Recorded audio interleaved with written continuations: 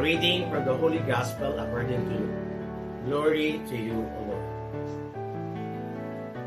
He went on his way through towns and villages, teaching and journeying toward Jerusalem.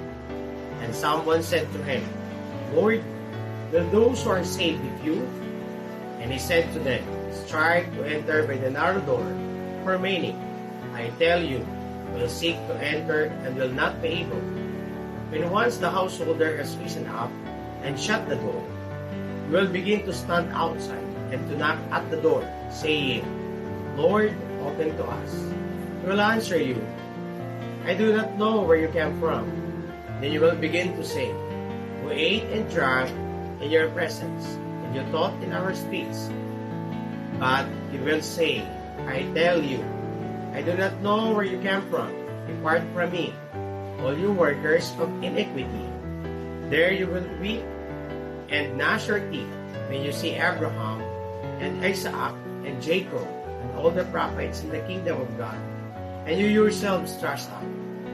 And men will come from east and west, and from north and south, and sit at the table in the kingdom of God.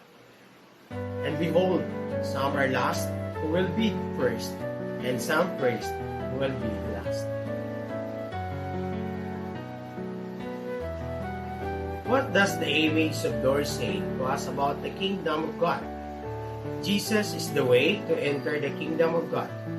He sent Jesus Christ to save us from our sins and help us enter the narrow door in order to be in the kingdom of God. In order to enter the narrow door, you have to strive to enter it by means of enduring the struggles of life in terms of temptations, just to live an easy life. In life, there are times that we find it hard to live. We struggle all the time.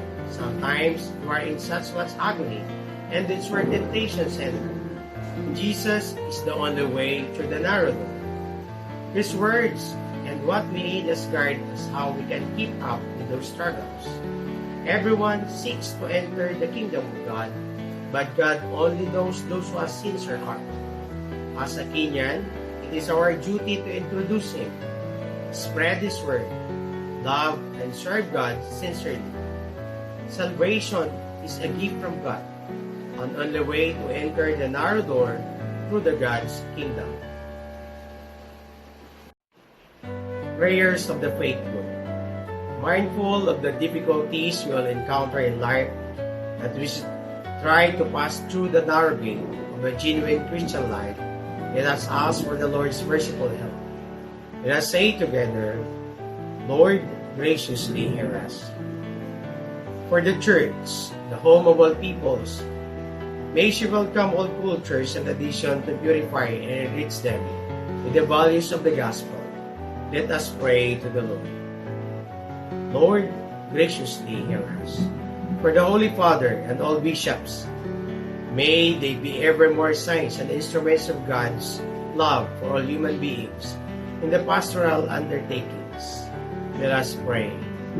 Lord, graciously hear us. For all those who experience the difficulty of living according to the gospel, may they find comfort and taught that God rewards everyone according to one's efforts. Let us pray. Lord, graciously hear us. For our community, may every member feels appreciated and supported in one's constant effort to live according to teaching and example of the Master. Let us pray. Lord, graciously hear us. For each of us and all the people dear to us, may we not be discouraged with the challenges we encounter, but remain intent on building bridges of love and solidarity with all those around us. Let us pray. Lord, graciously hear us. Let us pray in silence for our personal intentions. Let us pray. Lord, graciously hear us. God, our Father, we thank you for making us your sons and daughters in Jesus, and brother, model, and Savior. Sustain us in our effort to get closer to you through the narrow gate of a constant obedience to your will. We ask this through Him who lives and cares forever and ever. Amen. In the name of the Father, and of the Son, and of the Holy Spirit. Amen.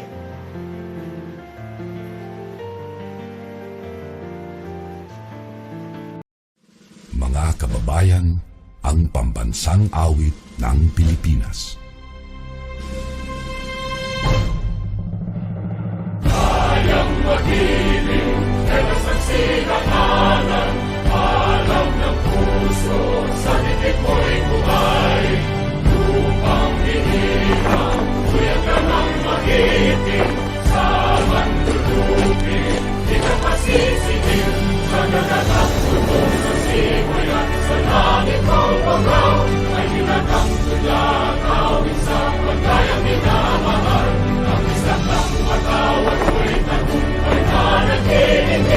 Ang